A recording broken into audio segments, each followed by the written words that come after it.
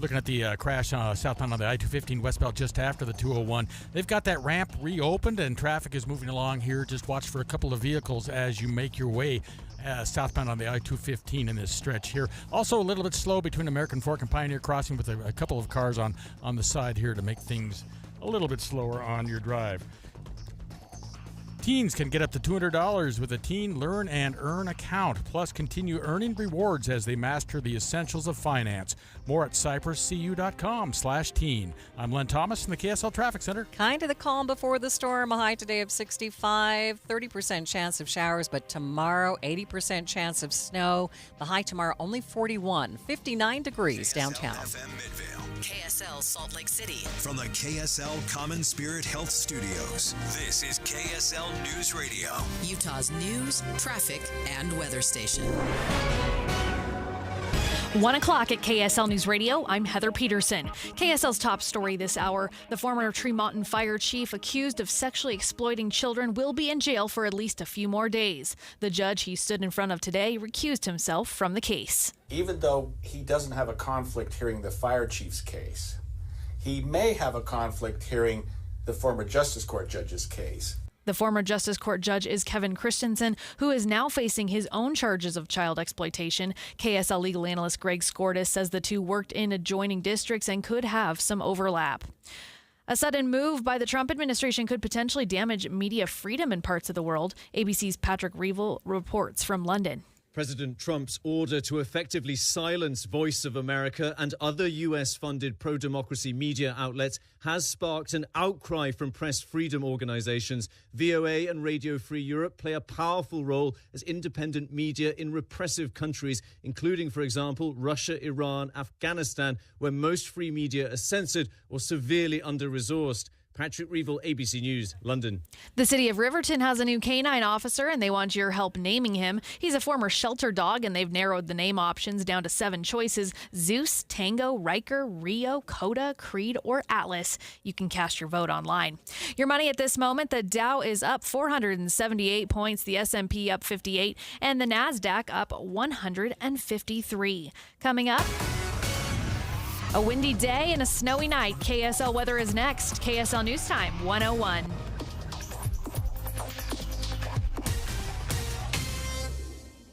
The sources where we get our news matters. When you listen to Utah's Morning News, we want you to feel the stories are important to you and trustworthy. This is Amanda Dixon. And I'm Andy Farnsworth. Join us weekday mornings on KSL News Radio. You bought a house, or maybe you're building one, but it just isn't feeling like home. Not yet. AMC Building Materials has this undeniable knack for transforming a house into a home, your home. How do they do that? They combine years of exceptional kitchen and bath creations with your ideas. In fact, customer satisfaction is their #1 priority. You know what you want. You know it's not going to be cookie cutter, and this is exactly where AMC shines. AMC delivers exceptional quality, bold-style kitchen and bath designs, along with their exceptional value and a timeline you'll love. Most projects are complete by the elite AMC professional installers in under 10 days. Immerse yourself in the beauty, function, and feel in person at the AMC Building Materials showroom in Salt Lake City. Get directions and schedule your free estimate at amckitchenslc.org. AMC Building Materials, transforming your house into a home.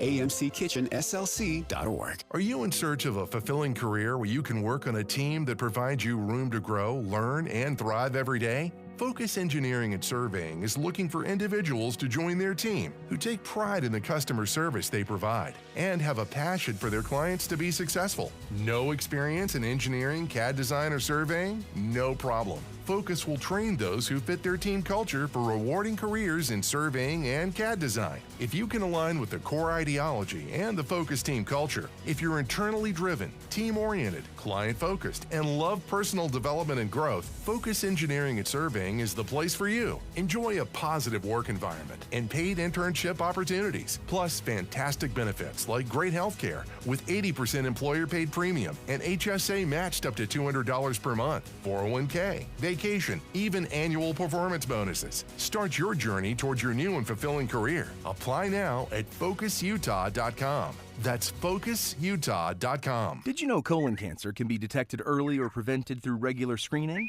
I have detected around Earth is the greatest lie ever. Okay, Roger. My uncle just passed away and I inherited his cockatoo, Roger. He was a member of the Flat Earth Society, so Roger picked up on some of his rhetoric. Anyway, screening, such as a colonoscopy. Screen these! Screen these! Roger that, Roger. Moving on. Colonoscopies can detect early-stage colon or rectal cancer or even polyps, which are abnormal growths that can turn into cancer over time. I'm a Flat Earth walker. Come on, Roger. What did I do to my uncle to deserve you? You don't get to choose what you inherit, just like colon cancer. Unlike Roger here, I believe in science. And science says that if colon cancer runs in your family, you're more likely to develop it yourself. Talk to your doctor about when you should start screening. Find out more at coloncancercoalition.org. A message from the Colon Cancer Coalition. Traffic and weather together brought to you by Mountain America's low-rate auto loans. Here's Len Thomas. Thank you, Heather. A crash southbound I-15, or rather I-215 westbound just after the 201 is just about gone now. There's one car left there right by the ramp, so you should be in good shape as you make your way this afternoon. I'm Len Thomas in the KSL Traffic Center. A windy day today, but the highs are expected to reach 65 degrees. Then tonight, rain and snow will hit the area and bring tomorrow's temperatures down to the low 40s. That clears up by Wednesday with a high of 47. Right now, it's windy, but 59 degrees. I'm Heather Peterson from the KSL Common Spirit Health Studios. Listen online at kslnewsradio.com. We're Utah's news, traffic, and weather station.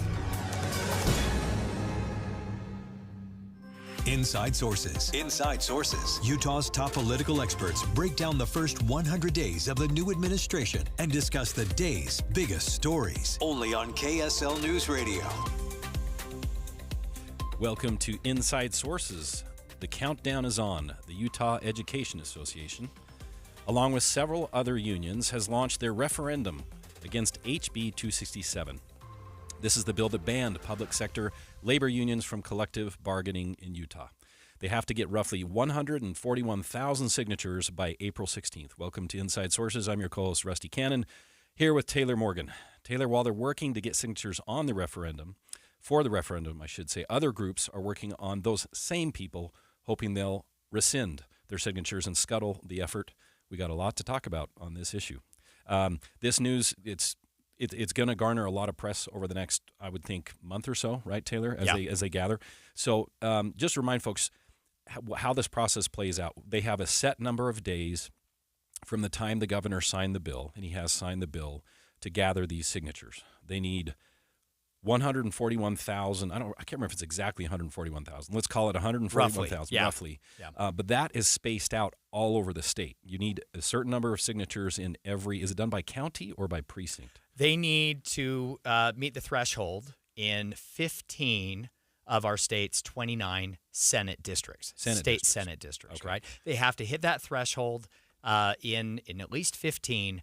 They can do it in more, and then they also need to have that minimum number of valid signatures, 141,000 roughly. Rusty, this is an incredibly difficult task, a very, very heavy lift. The thing about a referendum, now maybe to take a step back for our listeners, Utah's Constitution guarantees to the citizens the right to essentially create law, to pass new laws via a citizen's initiative. Mm-hmm. Also, the Constitution guarantees Utah citizens' right to repeal a bill passed by the Utah legislature via a referendum. Got it. Different requirements for those processes, but they both involve citizens collecting signatures, as determined by the statute in order to do that. So a referendum is the most difficult path in Utah to change policy. Mm-hmm. They have, essentially, it's 30 days to get these signatures, Rusty. Yeah. They have technically 45 days from the last day of the session. They have 5 days within the last day of the session to file their application. Mm-hmm. The first time they did that, they filed it too soon. Yeah, because the governor hadn't signed. It wasn't the end of the session. It wasn't the end of the session. It was the last week of the session. Yeah. So they had to wait. It was filed the Saturday morning after the session ended. They were able then to get that in. They then have to be approved and then start collecting signatures. So from the date they are approved to get signatures, they have 30 days to get 141,000 valid signatures in 15 and 29 Senate districts. Rusty, I'll tell you what, I've run a couple initiatives in the state. We had 316 days to get roughly 140,000 signatures. Yeah. It is incredibly difficult. It is very, very expensive. And I want to give UEA credit for the ability to organize and bring in their people. Yet this is a tall task. Yeah. So speaking of organization and funding, let's not kid ourselves. Who is paying for this? The National Education Association. Yes. So it's already been filed. It's all in public disclosures. The National Education Association. So that's, correct me if I'm wrong, that is the teachers union nationwide. That is the National Teachers Union. Yep. They have sent a check. Well, maybe not technically a check.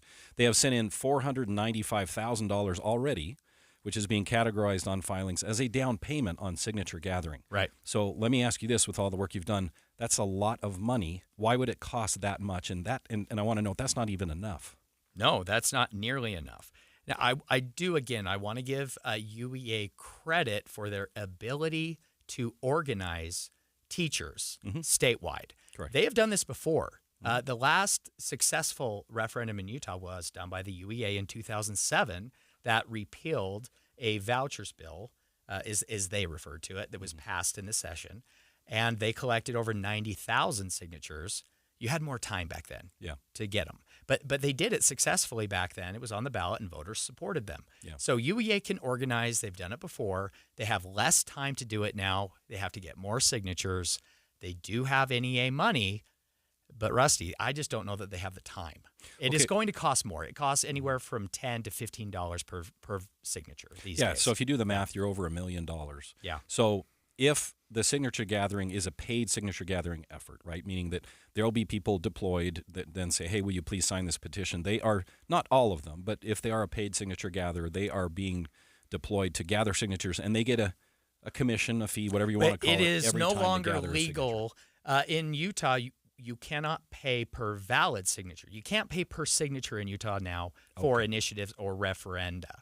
You can only do that for candidate campaigns now. Okay. Yeah. So would this just go as a lump sum? Like to an the signature hourly gathering? basis. Hourly basis. Yeah, you just can't pay per signature. Got it. Okay. Got it. Thank you for correcting me. So one other thing that they did, and I wanted to get your thoughts on this. So, the representative that passed this bill, at least he was the original sponsor of it. It takes two, one in the House, one in the Senate. Representative Tusher.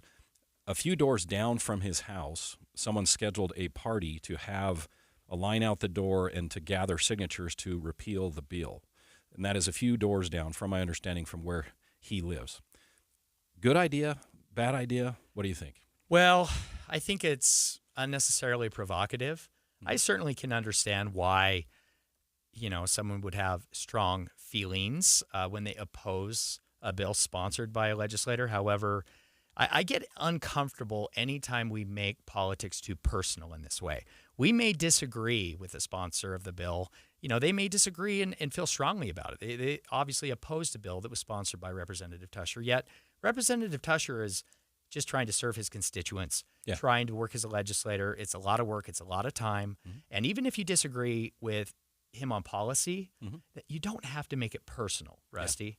Yeah. And anytime we get involved with essentially going after public officials in their personal lives, in their neighborhoods, with their families, their kids, their partners, spouses, it just makes me really uncomfortable. Yeah, I've noticed maybe not a lot, but I've noticed a number of legislators. You can find their information on the legislative website, which district they represent and all. I've noticed a lot of them, the address that they put on there is the state capitol and not their home address. Yeah. And in today's world, I can understand why. I can. It's also a little bit sad, Rusty, because it'd be nice for constituents to know exactly where they live and, that they're in their community, and, having that access to lawmakers is important. But clearly, I think recent events have shown that there's good reason for public officials to make their personal information private. Exactly. I don't know if you remember just a few short years ago, Representative Mike Kennedy at the time, now Congressman Mike Kennedy. Do you remember what was done to his house? Was it toilet paper, Rusty? No, it was. Because you and I know, we were in a fraternity in college. Okay, we know how to roll a house. Yes, we can throw toilet paper over a pine tree for 2 hours in the middle of the night. Yes. However, this was spray paint all over the home with some not so good messages, those kinds of things, clear intimidation and vandalism at that point. So I can understand the need to maybe keep information of where location is private, and juxtaposed with transparency as well. So just real quick in the few seconds we have left, There will also be, or could be, we have no idea if it would happen, an effort for people to be able to rescind a signature from this. Yes, that's right. My understanding is that there is an effort coming together, potentially being organized independently of any legislators, but being organized by conservative interests in Utah that do support the bill that was passed banning collective bargaining. They may come together and run a signature removal campaign. Correct. And they would only need to remove just one or two signatures across one or two state Senate districts to keep this off the ballot. Yeah, it could go down to a razor's thin edge there, and it'll be interesting to see. Just want to make sure everybody's aware of both sides of this. All right, next on Inside Sources, we're going to go international and talk about the U.S.'s recent strikes over the weekend on Yemen. Why should we care? We'll tell you why after the break. This is Christian Staples with Arctic Spas. Way back in 1989, I started servicing hot tubs in Park City, and I learned the hard way in the freezing winter in the mountains that hot tubs are not built for Utah's harsh climate. I then found the Arctic Spa, the most northern manufacturer of hot tubs built specifically for the northern climates. Arctic Spas use perimeter insulation similar to your house where the outside walls are insulated. This allows us to utilize the excess heat from the motors to help heat the water and reduce your electric cost each month. Since then, we have sold 10,000 Arctic Spas here in Utah. We've learned that Arctic Spas last longer because they are built stronger. You can just feel the difference. Arctic Spas are easier to fix because we put access panels all the way around the spa, which makes it less expensive for you. Add this to the lower electric bills each month, and you end up with the least expensive hot tub to own over the long term. Arctic Spas, with stores covering all of Utah in Salt Lake, American Fork, and St. George, or online at arcticspasutah.com. Arctic Spas, the only spa built for Utah's harsh climate. Jackson Hewitt wants you to save money on tax prep. We're saving money by having our intern rap in this commercial. Don't stress, Jackson Hewitt's got expert tax prep, $149 or less. Yo, some tax guys lie about price. What? They got hidden fees, that ain't nice. Ain't nice. Don't ignore MC Kevin's rhyme, cause this deal's for a limited time. $149. For tax prep that's $149 or less, hurry into Jackson Hewitt today. No cap. Limited time offer for new clients on federal returns. Participating locations only. Terms at jacksonhewitt.com/149. Wesley Financial Group is not a law firm. Do you find yourself stuck in a timeshare? Get the real facts about the timeshare industry and your options for cancellation. Chuck McDowell, founder of Wesley Financial Group, has put together a free information guide that reveals the secrets the timeshare industry doesn't want you to know, including the 5 ways to get rid of your timeshare. Call now and get this timeshare cancellation guide absolutely free. Call 800-838-6161. That's 800-838-6161. 800-838-6161. Healthcare with human kindness is here. It's at Common Spirit Health. Hospitals, clinics, and caregivers all connected to advance healthcare in Colorado, Kansas, and Utah. Together, we have a common purpose, partnering with you in health and healing using powerful medicine, powerful technology, and the greatest power of all, human kindness. You'll know it when you see it, because human kindness is in every care site and in every caregiver. Common Spirit Health. Hello, human kindness. As a business owner looking to take your business to the next level, it's all about the right marketing. But what exactly is right for you? At KSL News Radio, we are ready to help you craft the perfect comprehensive strategy. Whether it's our powerful talent endorsements, engaging live interviews, creative production, live events, or our extensive digital platforms, we've got you covered with the right solution. Contact Stephanie Palmer today, spalmer@ksl.com, and let's grow your business together. Email spalmer@ksl.com. My friends swim no matter the season, but my moderate to severe plaque psoriasis can sometimes take me out of the moment. Now, thanks to Skyrizi and clear skin, count me in. With Skyrizi, Risankizumab Riza, a prescription-only 150 milligram injection for adults who are candidates for systemic or phototherapy. 3 out of 4 people achieve 90% clear skin at 4 months. Don't use if allergic to Skyrizi. Serious allergic reactions and an increased risk of infections or a lower ability to fight them may occur. Before treatment, your doctor should check for infection and tuberculosis. Tell your doctor if you have an infection or symptoms such as fever, sweats, chills, muscle aches, or cough, or if you plan to or recently received a vaccine. Thanks to Skyrizi, there's nothing on my skin, and that means everything. Ask your doctor today about Skyrizi, the #1 dermatologist-prescribed biologic in psoriasis, and visit skyrizi.com or call 1-866-SKYRIZI to learn more. Any Hour Services free furnace sale is going on right now. If you haven't scheduled your free estimate yet, do it now. Call Any Hour Services today or schedule online at anyhourservices.com. Jeff Kaplan. I'm energized by breaking news. First of all, because it's right now, and second of all, because in many cases the audience needs to know. There's no more important service that we can provide, and I find it critically important to get more details to the audience as quickly as possible. There's nothing more energizing than that for me. Not at all. The most important thing we do is breaking news. I am gratified that so many people listen to me every afternoon on KSL, but what they don't know is that there are so many people behind the scenes making it happen, checking on the traffic, answering the phones, making the calls, talking to the newsmakers. They're out in the street, into the field to get the raw information, and then putting it all together so that I can sit in front of a microphone and be a source of information every afternoon. But there are so many people who make it happen. That's what you don't know. Ride Home with Jeff Kaplan, weekdays 3 to 7 on KSL News Radio. Inside Sources. Inside Sources on KSL News Radio.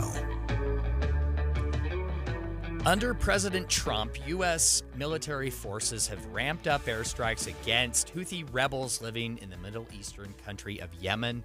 Over the weekend, 53 people were killed by strikes. This might be a little hard to grasp and to fully understand, especially since obviously it's very far away and this is relatively new. We're going to break down the situation and this new story with a good friend of the show, an expert on foreign affairs, Megan Reese. Megan, welcome to the show. What can you tell our listeners that would help all of us better understand what is happening in Yemen? Well, first of all, thank you for having me on again. And the Yemen conflict in this instance really, really needs to be seen as part of the broader Israel Hamas conflict, as well as the Iranian threats all over the Middle East. It all jumbles up together. None of it is isolated. None of it can be taken in a vacuum. And so this is a response to a Yemen or a Houthi desire to strike back against the Israelis, or they call them the Zionists, for clamping down on Gaza again because Hamas is not releasing hostages in the way they were. And so Israel decided to withhold aid again earlier in the month. So all of this is wrapped up together in one big, massive jumble. So, Megan, thanks for joining us. This is Rusty. Megan's non-resident senior fellow at the Scowcroft Center for Strategy and Security, and she's founder and CEO of Solid Intel. So thanks for joining us. That is, I got that all out in one breath. That is a great title. So Taylor had to restrain me before we started the segment. This issue has gotten me so irritated over the last year, and I apologize if I go off Rusty too heavily is on fired this. up in the studio, Megan. Excellent. So how in Excellent. the world, or why in the world, did the United States for the last year allow this group to strangle global trade through the Suez Canal and all this, and basically make most of the world, if not all the world, ship everything all the way down around the Horn of Africa, drive up shipping costs? We know about the inflation problem, and all of that takes a whole lot more time. Why? Why in the world did we not do this until now? Because I can't believe we cowered to these people for an entire year and let them disrupt world order when we had taken care of it for so long. We don't like when people try to touch our boats. I think that's the biggest pushback against this. We shouldn't let people touch our boats. I agree with you. I think there are a lot of places where a relatively small, not overly powerful rebel group, this is part of a long-standing civil war in Yemen. They are backed by the Iranians, but we can't allow them to disrupt global shipping, and we can't allow them to target U.S. friends and allies just because we end up getting into this position where we think that a little tiny group that has these extremist views gets to control shipping just because of where they're located. It's definitely not something that we can tolerate. Yeah, so for folks that don't know, the Suez Canal, you go up the Persian Gulf and you can have a massive shortcut to going all the way around the Horn of Africa through the Suez Canal. And correct me if I'm wrong, Taylor, this Suez Canal, it is not big. You're talking about a sliver of water that winds through sections of land to go from the Persian Gulf up into the Mediterranean and saving you weeks, if not more, of time in shipping. So this is a choke point. Yes. Right? Yeah. And so it's not hard to disrupt traffic there because it's so small. But Megan, why is it taken so long? Why now? Is it just a shift of administration? I'm glad. I'm so glad this is finally happening, as you can tell. Why did it take so long? In this case, we had a previous administration that was very worried about using force or expanding conflicts, and you also have a pretty vocal element in the Dem Party that is really anti-Saudi Arabia. And so in this bigger conflict in Yemen, so each of these have to be jumbled up, but also they are individual conflict points. The Saudis have consistently targeted the Houthis, and the Houthis are backed by Iran. And because of a lot of different reasons, there's a faction in the Dems who are very, very critical of Saudi Arabia and some of the Gulf elements there. And so they really tried to restrain the ability to target mostly to prevent bigger kinetic conflict, but also because of some different elements related to Saudi Arabia where they opposed seeming to be on the side of the Saudis, even though they still were against the Iranians. So it's a slightly weird conflict, but the Houthis themselves are kind of a proxy group of Iran, kind of not. They do a little bit on their own. They're almost completely funded and backed by them, though. And so I think in this case, we absolutely have carte blanche to, within the confines of international law, respond to these disruptions of waterways, which are protected. So, yeah, we need to be striking back. We're speaking with Megan Reese. Megan, I'm not going to go for the full title. I'm just going to say you're a friend of the show and the expert on international security and strategy with the Scowcroft Center, of course, CEO of Solid Intel. Megan, what is next for the United States relationship with Iran? It is clear in all of this that Iran is funding proxies who are attacking the United States, our allies, our interests. What do we do next with Iran? We have two major objectives right now in the Trump administration. One of these objectives is stopping the nuclear program, and Trump himself has been quite willing in the last couple of weeks, maybe to the surprise of many, to want to try to engage Iran to deal with their ramp up of their nuclear program to prevent a full nuclear bomb in Iran. The other thing that they're doing is they are striking back in real ways, and this is a prime example against Iranian proxies in the region and backing Israel fully as Israel does the same thing. So Israel has had massive military wins against Iranian proxies in the region in a way that few experts anticipated post October 7th, primarily against Hezbollah, as well as, of course, Hamas. But with the collapse of the Assad regime, Assad was backed by the Iranians as well as the Russians. You see a new element that now has power in Syria that opposes Iran as well. And so they've lost a lot of their strength in the region. And so they really are in a weaker position than they've been in a very, very long time. And so it will be interesting to see how these elements in the Trump administration move forward, both by trying to clamp down on the nuclear aspirations of the Iranians, but also hopefully gaining and solidifying this clampdown against Iranian proxies. So Iran doesn't have the ability to conduct terrorist attacks against the U.S. and its allies all over. And I'm going to point out one more time, and I know I've said it on your show, Iran is also trying to target Americans in America because of the Soleimani strike back in the first Trump administration. So they're doing a lot of bad things all around the world, and the U.S. has a lot of reason to be pushing back right now, especially as Israel has been extremely successful in pushing back over the last year. All right, so really quickly, let's listen to what White House Press Secretary said at a briefing today. There's a new sheriff in town, and this president is not just going to sit on his hands and allow terrorists to launch attacks on commercial vessels and U.S. naval ships. So, Megan, in your expertise, how long would it take the U.S. if they wanted to wipe out the Houthis, their ability to disrupt shipping? How quickly could we do it?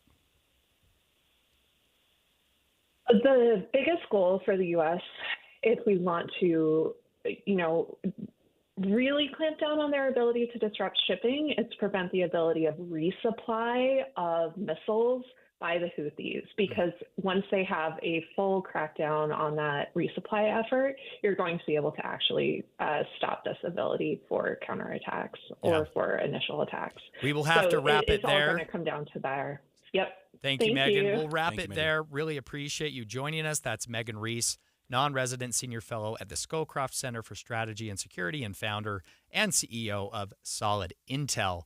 Great insight and analysis coming from Megan. Very grateful for her time. Coming up next here on KSL Inside Sources, Congress voted and passed the continuing resolution to keep the government funded, prevent it from shutting down. That happened on Friday. Now there's fallout towards Democrats for being wishy-washy on that vote.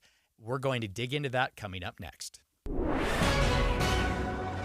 Good afternoon. It's 1:30 at KSL News Radio. I'm Maria Chaleos. KSL's top story. Police are on the lookout for the driver of a red Ford Fusion that was involved in a road rage shooting in Layton yesterday. It happened around 9:30 last night. Police say the driver of the Fusion shot at a Jeep Cherokee multiple times on southbound I-15 near Antelope Drive. The driver of the Jeep wasn't hit, but the shots did leave holes in the passenger side doors and flattened two tires. Multiple agencies responded, but they are still looking for that red Ford Fusion.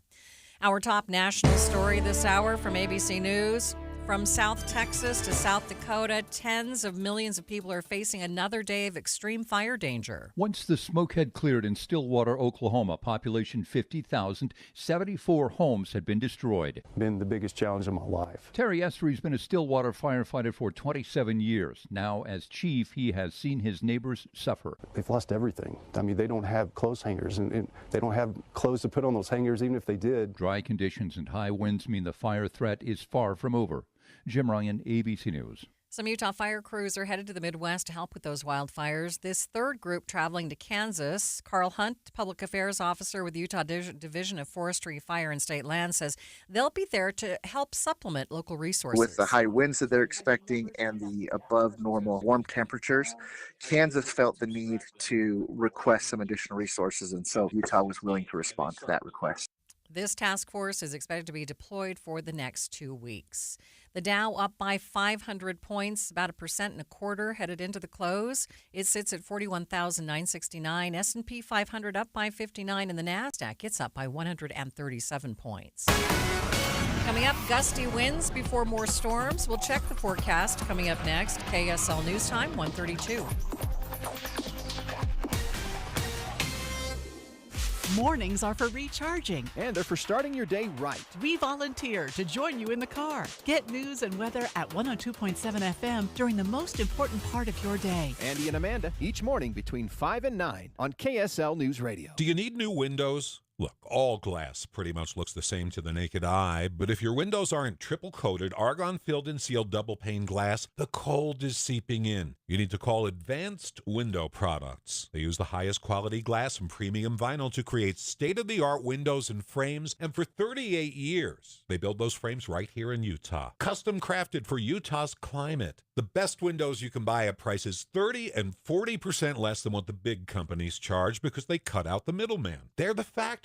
They even give you a lifetime warranty, and right now as we head into spring, save an extra $2,500 off 10 windows or more. Custom windows that'll give your house a fresh new look and save you money on your heating and air conditioning. Advanced Windows offers 60-month 0% financing, even buy now, pay later, and an extra $2,500 off. Call for a quote. 801-850-9100. That's 801-850-9100 or go to advancedwindows.com. At Intermountain Children's Health, we've created a bold plan called Primary Promise to build the nation's model health system for children. Help us achieve this once-in-a-generation vision so together we can bring the world-class care of Primary Children's Hospital closer to home for every child in our communities. For more than a century, Primary Children's has kept the child first and always. Join us for the next 100 years. To learn more, visit primarypromise.org. This is Rod with great news for Utah homebuyers. When you hire the Save Right team of realtors at Realty Path, you get a BankBuster loan with a fixed interest rate in the 5s. What is a BankBuster loan? A BankBuster loan gives you a fixed interest rate in the 5s. BankBuster loans give you maximum buying power. Monthly payments can be up to $800 lower. BankBuster loans can save you hundreds of thousands in mortgage interest. Get your BankBuster loan when you hire the Save Right team of realtors to help you buy a home. Start with a rate in the 2s. Ask us how. Call 801-APPROVE or visit SaveRight.com. Get way more home for a lot less money. Get a BankBuster loan. Call 801-APPROVE or visit SaveRight.com. As a business owner looking to take your business to the next level, it's all about the right marketing. But what exactly is right for you? At KSL News Radio, we are ready to help you craft the perfect comprehensive strategy. Whether it's our powerful talent endorsements, engaging live interviews, creative production, live events, or our extensive digital platforms, we've got you covered with the right solution. Contact Stephanie Palmer today, spalmer@ksl.com, and let's grow your business together. Email spalmer@ksl.com. Traffic and weather together is brought to you by Mountain America's low-rate auto loans, and here's Len Thomas. For Maria, this crash on the west belt at the 201 is gone. In Utah County, we still have 3 cars on the right shoulder southbound I-15 just before the 500 East exit in American Fork. And south of here again on southbound I-15, Pleasant Grove Boulevard. An earlier fuel leak apparently still being cleaned up with 6 or 7 vehicles still on the right shoulder, spread out for the length of a football field, but traffic moving well despite this. I'm Len Thomas in the KSL Traffic Center. 30% chance of rain showers for the rest of the day, increasing to an 80% chance of snow showers tomorrow. Tomorrow's high only 41 degrees. Right now, mostly cloudy, 61 degrees. I'm Maria Chaleos from the KSL Common Spirit Health Studios. Listen online at kslnewsradio.com. We are Utah's news, traffic, and weather station. Inside Sources. Inside Sources. Utah's top political experts break down the first 100 days of the new administration and discuss the day's biggest stories. Only on KSL News Radio.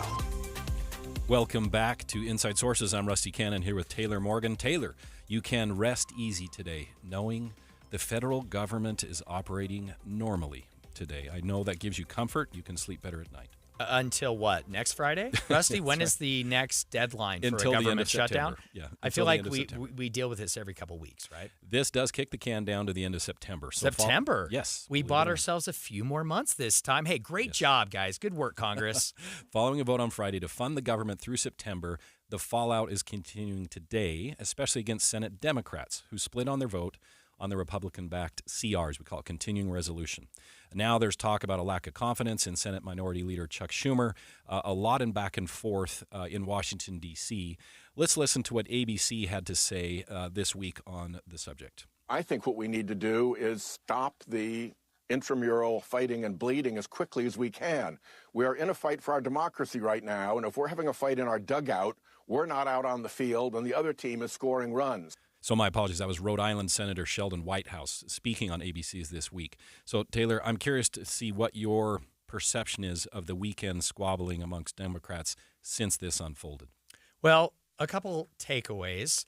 I want to give credit, at least in my opinion, the way I read this, I want to give a lot of credit to Senator Thune and to Speaker Mike Johnson for essentially forcing these 8 Senate Democrats into a corner, writing the continuing resolution in such a way that ultimately made it impossible for Democrats to vote against it. Really, we heard last week here on Inside Sources, Rusty, as we were talking about the continuing resolution and whether or not Democrats in the Senate would vote for it and ensure its passage. The conversation at that point was by Democrats in the Senate. They were saying, well, the actual language in the CR is good. We were able to get most of our policies in and our funding priorities in, yet if we vote for this thing now, people are going to think we're going along with President Trump. That was their main concern, Rusty, about voting for this bill. Ultimately, they did vote for it, but now there is fallout among Democrats for having to vote for it. This, I believe, all the credit really goes to Republican leaders in Congress for backing the Democrats down, forcing them into a corner. Yeah, I think you're exactly right. What I was going to say is there was a seismic shift in Washington, D.C. over the last couple of weeks. I think it was so obvious that maybe some people missed it, and I think a lot of Democrats missed it. For, I guess, it's almost a decade, as far back as I can remember, even with the days of John Boehner as Speaker, which was a long time ago at this point, and Kevin McCarthy after that, you never had many in the Republican conference vote to raise the debt ceiling or vote for a single continuing resolution. They lambasted people who voted for them. They badmouthed them all of the time. But yet what happened a week or two ago when Speaker Johnson pulled off what I think was a miracle? You had every single Republican, with the exception of Massey in Kentucky, voting for a CR. That is a sea change. That completely takes all the leverage away from Democrats, because what they had before is they knew Republicans couldn't get their act together. They could never get along on this subject, and they would just battle with each other. Well, I'm not voting for a CR. And so anytime a Republican leadership team wanted to pass something that was sort of muddled in the middle like this, they would lose their right flank, and therefore the Democrats had all the leverage. That leverage was gone the split second Johnson had that vote in the House, 217 to 214, I think it was, where they lost only Massey. That changed the game. Schumer had nothing to stand on. He had absolutely nothing to stand on. And I knew he was going to do this. I couldn't believe he hung on that long. Yeah. Well, Rusty, again, we have to give a lot of credit here to Republican leaders for their strategy here. Now, I don't want to sound like I'm too partisan. I'm purely talking. I think I threw that out the window a bit ago. Sure. Sorry. Sure. I'm only talking about strategy. Right? Sure. And you're absolutely right. The House Freedom Caucus used to be the bane of any Republican speaker. Yeah. Right? Because they could never get a continuing resolution through without having to placate that very vocal minority in the House in their own party. Mm-hmm. Maybe I do, again, want to call out and celebrate Matt Gaetz' removal from the House, or his resignation from the House. Just clearly, the plan to weaken the House Freedom Caucus worked, Rusty. Mm-hmm. Mike Johnson is leading that House in, I think, a more constructive, dare I say, bipartisan way. Mm-hmm. I think that's probably a good thing. Yet, Democrats have got to figure out who they are and what they stand for. They are still in the throes of an existential political crisis as a party and as leaders. We are now hearing, following the vote in the Senate to pass the continuing resolution, we're hearing calls from Democrats, more liberal members of the party, more progressive members. We're hearing calls from them for Chuck Schumer's resignation, Rusty. We know that Hakeem Jeffries, House Minority Leader, and Senate Minority Leader Chuck Schumer met together in Brooklyn over the weekend to try to powwow and get together and kind of figure this out. What is the future of the party? Rusty, I just don't know where Democrats go from here. Democrats have got to be more than just anti-Trump if they want to win elections. You know, that's a great point. So CNN, of all places, had a survey that they put out. I think it was over the weekend. SSRS they do deep research on where Democrats stand, and this updates, I don't think it's weekly, but it's quite often. They reported, according to CNN, the lowest, or one of the lowest, favorable ratings of the Democrat Party in a very, very long time, if not history. 29% approval. This is of Democrats. That they're Democrats that have been polled, approval of the party at 29%. Now, you can make an argument that's because they're not left enough or whatever. But another thing that they asked is an open-ended question in this, saying, can you name who you feel is a Democratic leader that best reflects the core values of the party? I was shocked at this. 10% of Democrat-aligned adults, they named AOC. 9% former Vice President Kamala Harris, 8% Bernie Sanders, 6% Hakeem Jeffries, and another 4% each name of former President Barack Obama or this Jasmine Crockett from Texas. Schumer was at 2%. More than 30% didn't offer a name in response. Wow, that is so telling. Yeah. That is so telling. So the point being is I'm not trying to be too harsh here. I'm just trying to put out a reality of who is the next leader of that party. Not only do I not know, it sounds like no one else does. Unfortunately, Rusty, I think I have to put the name of Gavin Newsom out there. Gavin Newsom, governor of California, is positioning himself aggressively to be the new national face of the Democratic Party. Now, for all my relatives who live in California, I promise I'm not endorsing him. I'm not supporting him. I'm just saying it is happening. It is a fact. And Rusty, clearly, if anything, the numbers you just went through, the data show clearly that the path ahead is wide open. It's anybody's game. For Gavin or any other Democrat that steps up and actually appeals to voters. Yes. It'll be interesting to see. He's started a new podcast and had some very conservative guests on. It call me skeptical, but it does look like he is trying to move to the middle.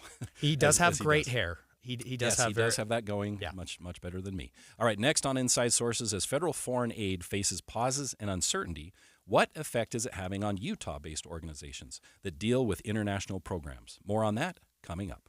Teton Stage Lines, again, here offers you another warm destination getaway to escape this cold Arctic winter we've been experiencing.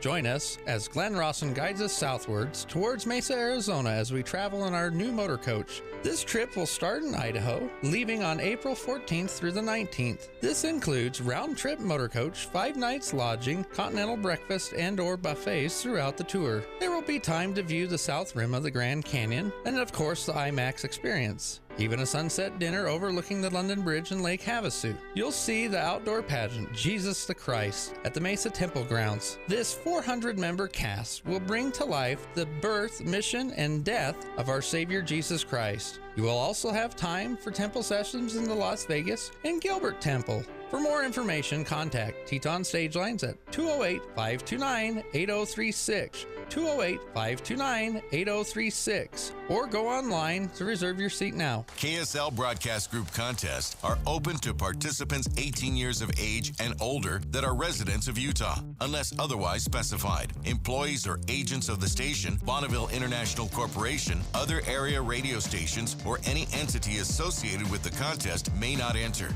Persons who have won in the last 30, 60, or 90 days from a station contest or event may not be eligible. Full general contest rules are available at kslnewsradio.com/contests.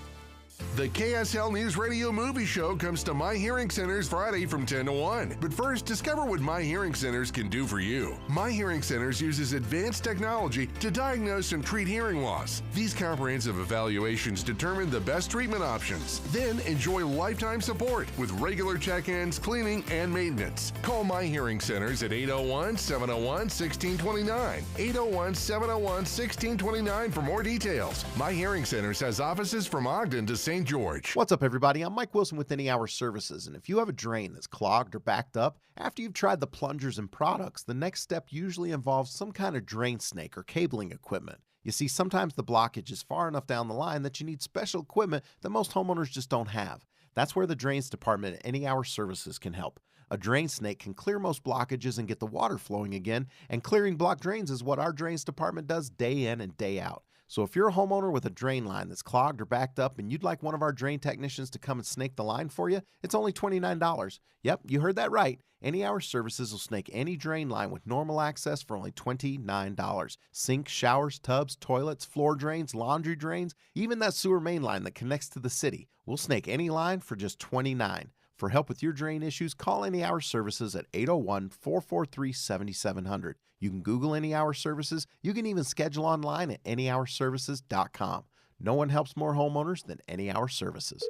Thanks for calling Discover. This is Nia. Hi, Nia. It's Jennifer. Did you know that Discover automatically doubles all the cash back you've earned at the end of your first year? Yeah, I work here. Okay. I was just double checking. Get it?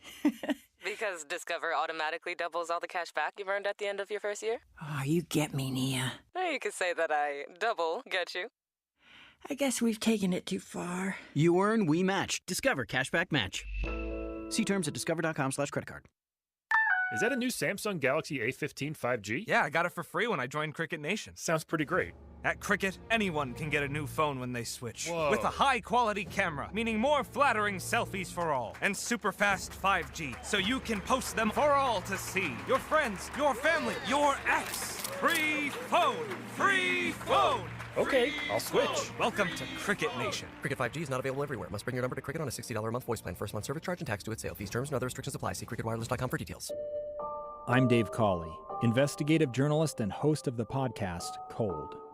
In October of 1985, a woman named Cherie Warren left work at a busy Salt Lake City office to meet her estranged husband at a downtown auto dealership. She never made it home. Cherie's car surfaced weeks later in Las Vegas. In the parking lot of a hotel casino. No one knows how it got there. Strange. It was strange. Both Cherie's estranged husband and her boyfriend raised suspicion for investigators. I kind of thought that he might have done something. But no arrests were ever made. In Cold Season 3, we dig into double lives, make new connections in the case, and examine the difficulty raised by reasonable doubt. We want answers just as much as anyone else. They have creeps like that now too, so nothing's changed. That's the new Cold Season 3, The Search for Cherie, now available anywhere you get your podcasts. Inside Sources. Inside Sources on KSL News Radio. Just a week after taking office, President Donald Trump issued an executive order freezing several kinds of federal funding. That funding, as well as several kinds of international funding specifically, have been in limbo in the meantime. In this segment here on KSL Inside Sources, we want to discuss this freeze and how it's directly impacting some Utah organization just 3 months later. Again, welcome back to Inside Sources. I'm Taylor Morgan here with Rusty Cannon. Rusty, I'm so excited to welcome our guest for this segment. Felicia Maxfield Barrett is with Utah Global Diplomacy, and she knows all about how this freeze, the freeze of international funding, is having a real impact here in Utah. Felicia, welcome to Inside Sources. Tell us about this. What is happening here in Utah as a consequence of the executive order freezing some international funding? Yeah, thank you for having me on your show. So our organization, Utah Global Diplomacy, we've been around for 60 years. We serve the entire state of Utah. And specifically what we do is we contract with the U.S. Department of State to host international exchange programs here. So what that looks like in a year is we bring in about 450 international business owners, government officials, nonprofit leaders, teachers, journalists, faith leaders. It's about 120 different countries. And we have them meet with people in Utah that are doing similar work as a way of just sitting down and exploring best practices and ideas, but more importantly, creating that diplomatic relationship using soft power diplomacy. So, Felicia, if I remember right, initially, this was early on in the administration. Boy, that seems like a long time ago, but I think it was just only like 7 weeks ago, where they had the freeze, but then they undid the freeze, if I remember right, and there's been a little bit back and forth. Can you just catch us up on what the status of all this is in D.C.? Yeah. And one thing that I think is really important to mention is that our organization is part of this larger network. There's about 76 of us throughout the United States. So almost every major city, we serve the entire state of Utah. And so it's quite a few of us that are being impacted. But essentially, it was around February 12th, there was a freeze on federal funding just to look at what our programs are doing and are they compliant with the executive orders. And that freeze was supposed to last 15 days. Here we are, the middle of March, that funding is still frozen. And we have gone to our congressional leaders to ask them, just to appeal on our behalf and to find out what is going on. And it just seems like no one really knows what is going on with the freeze, when it's going to be lifted. Everything that we have heard has said that they do believe that our programs are compliant with the executive orders, as well as it's a good use of taxpayer dollars and diplomacy that is done here in the United States that makes America safer, stronger, and more prosperous. We're speaking with Felicia Maxfield Barrett with Utah Global Diplomacy. Felicia, we know that Utah punches well above its weight, so to speak, when it comes to global partnerships, to international relations, to international business. Utah does really good things on this front. And right now there's so much uncertainty because of executive orders with the international trade, these kind of relationships.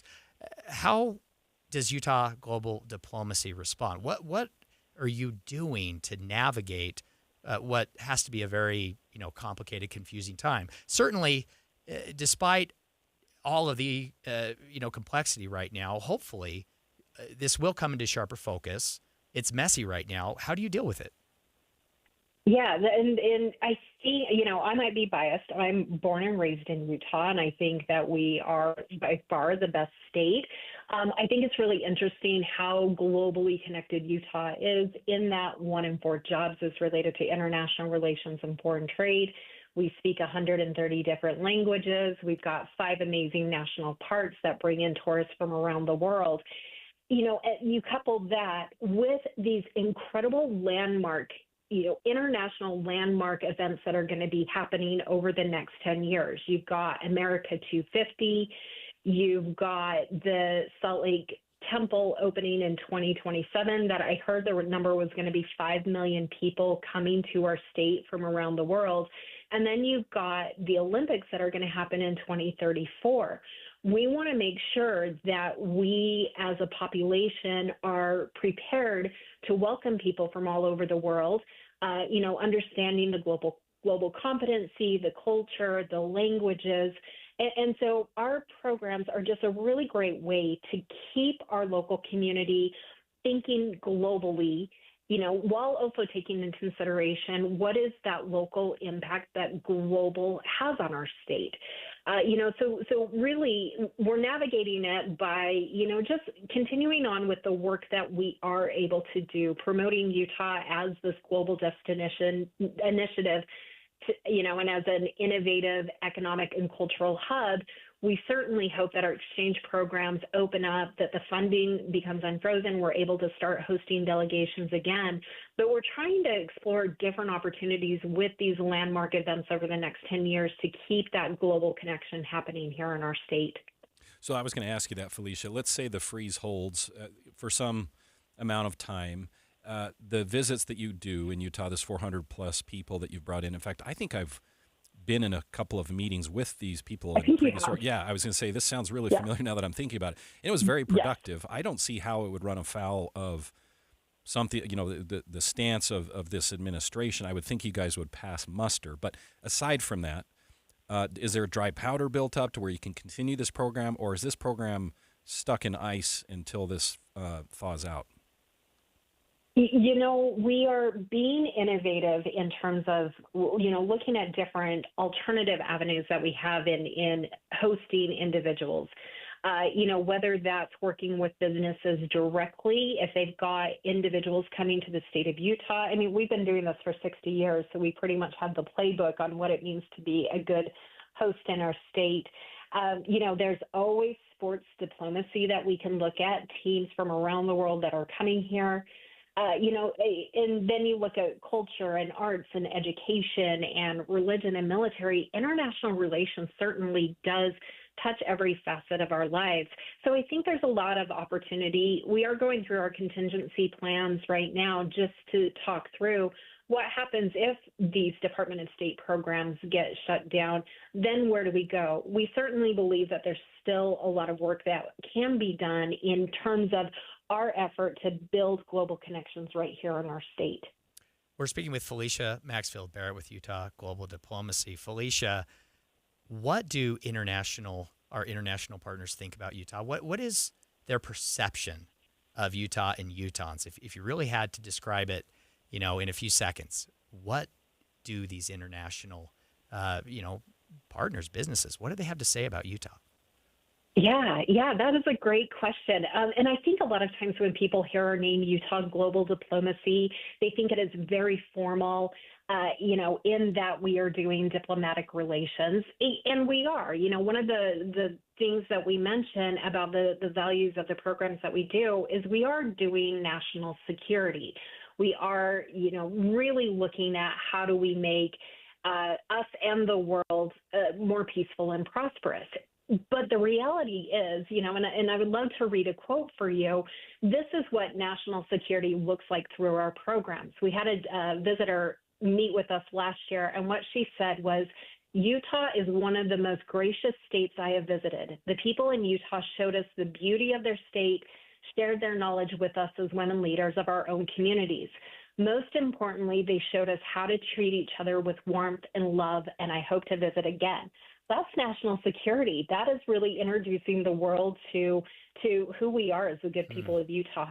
Yeah, I love that. Thank you so much for sharing. Felicia Maxfield Barrett, Utah Global Diplomacy. Appreciate you joining Inside Sources. Yeah, thank you for having me. Coming up next here on Inside Sources, we're going to go in depth on the fight between the Trump administration to deport people and the resistance from the courts. Coming up next.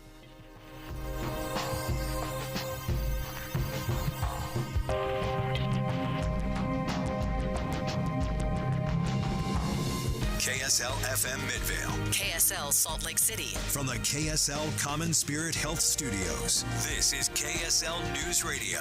Utah's news, traffic, and weather station. Good afternoon. It's 2 o'clock at KSL News Radio. I'm Maria Chaleos. KSL's top local story. Utah Governor Spencer Cox says he supports the idea of shutting down the Department of Education. He wrote a new opinion piece in the Washington Examiner that says he feels states should be overseeing their kids' education and that the department is wasting taxpayer dollars. Inside Sources host Taylor Morgan says this is a new territory for Cox and that he thinks he's trying to get more name recognition on a national scale. I believe is one more indicator that Governor Spencer Cox has ambitions for the future, and those ambitions could be national. Governor Cox has said previously that he's not interested in running for president. Our top national story. Following new U.S. airstrikes targeting Iran-backed Houthi militants in Yemen, President Trump said any further attacks on ships in the Red Sea would be considered an attack by Iran. As President Trump and Secretary Hegseth have made clear, these actions by the Houthis will not be tolerated. That is Pentagon spokesman Sean Parnell.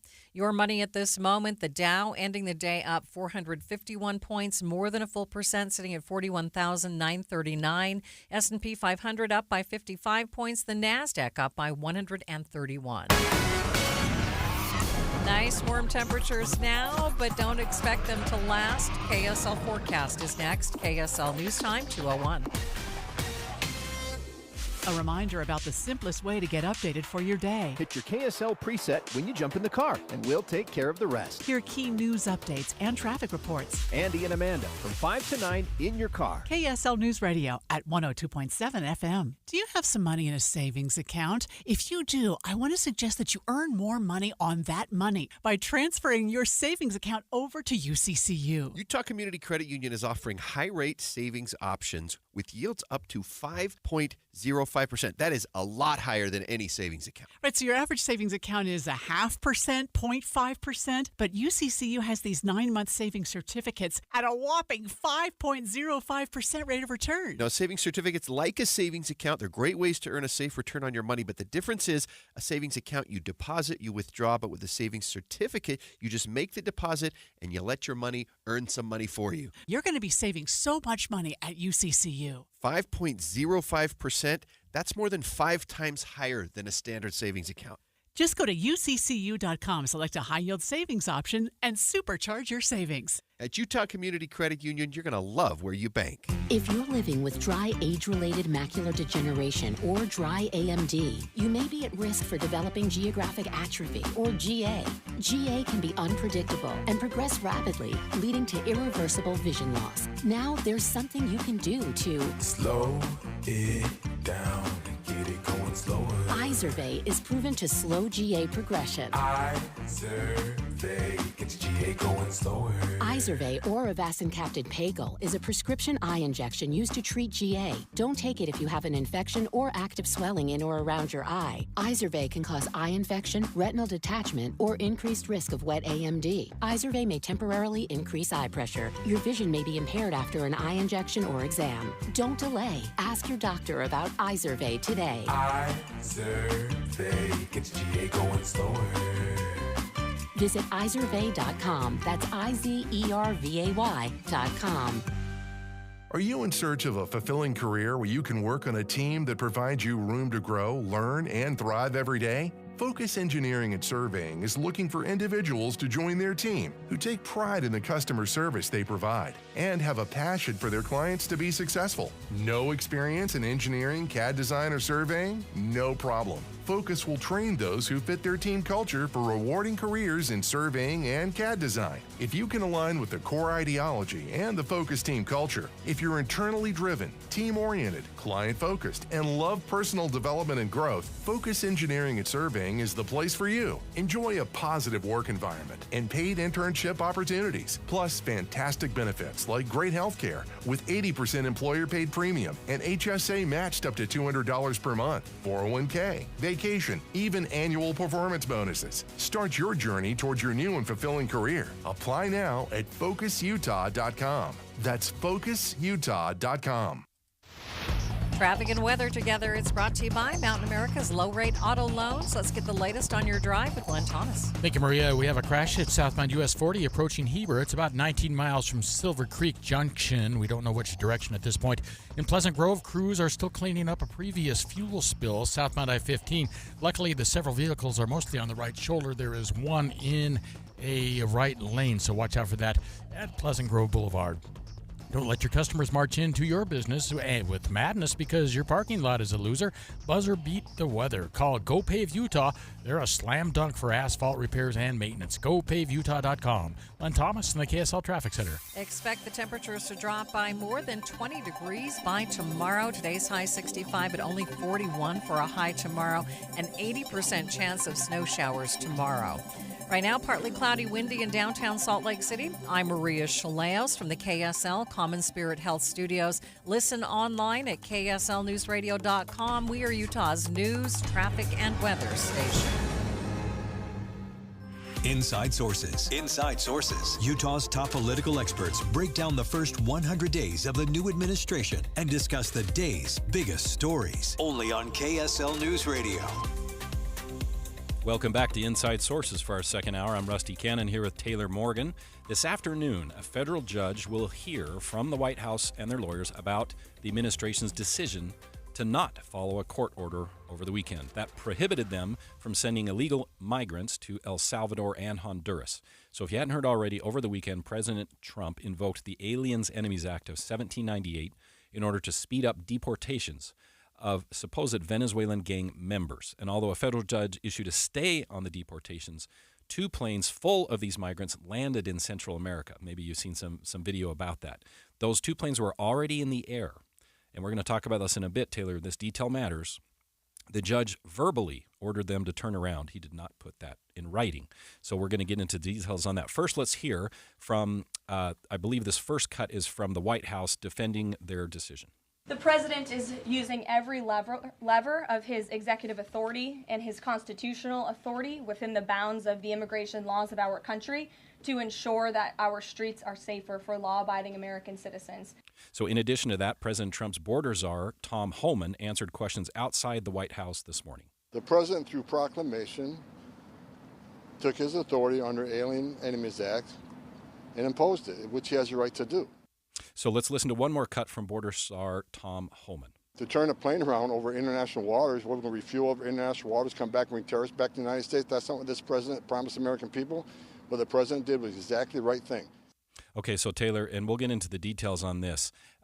This judge ordered them to turn the planes around. I believe Trump invoked this on Friday night, and there was a hearing Saturday afternoon when he verbally mentioned this. His written order did not mention what he said verbally. And in our next segment, we'll have KSL legal analyst Greg Skordas on to talk about this in detail. My understanding is that's the part that matters, the written part. Yeah. The verbal does not stick. You cannot say that as a judge. It has to be written in the order.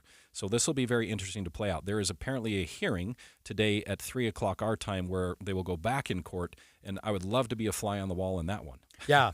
And before I get to my reactions, let's listen actually to some commentary about this hearing from ABC's Catherine Falders. Those planes were still in the air. They could have been turned around if the administration ordered them to be turned around. So the judge has now scheduled a hearing this afternoon for 5 o'clock where he is essentially telling the government, come prepared to answer these questions. And I'm sure there will be some fireworks in there as the judge could say whether he believes that the administration did, in fact, violate his order.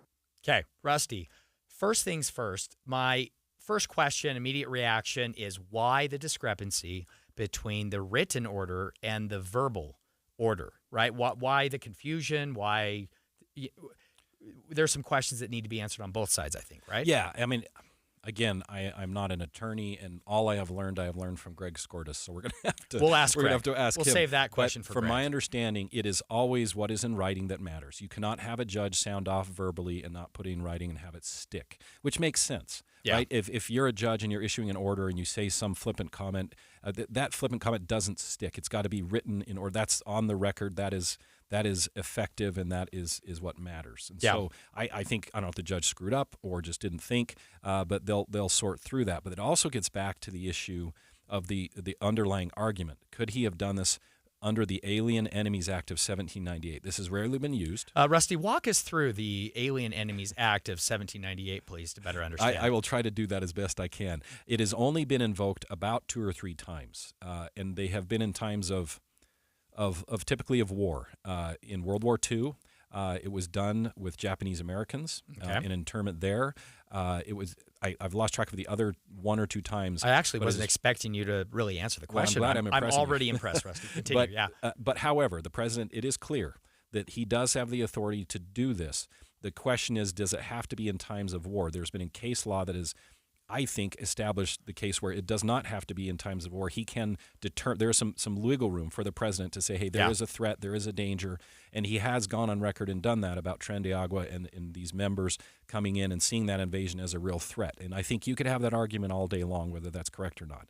I personally think he has a leg to stand on in a court, as unpopular as this is. However, unpopular to some as this is, but we'll have to wait and see how it goes. It also gets to the question where there's irritation on both sides of the aisle through history of a lower court judge thwarting the movement of the executive branch up on high. And we can debate that all day long, but like it or not, when you're out of power, you are really glad that a lower court judge could stop something like this. Yes. When you're in power, it is enormously irritating when you can't do what you want to do because what you see is a quote-unquote lower court judge. Those pesky judges keep trying to... But that is the balance in this country that you have to live with. And the president will have to dot his I's and cross his T's to follow through on this in the long run. The issue here is that those 2 planes were already in the air over international water. He did say it verbally. He did not put it in writing. So they do, in my mind, have a credible leg to stand on and say, we did not disobey your written order. Yeah. Period.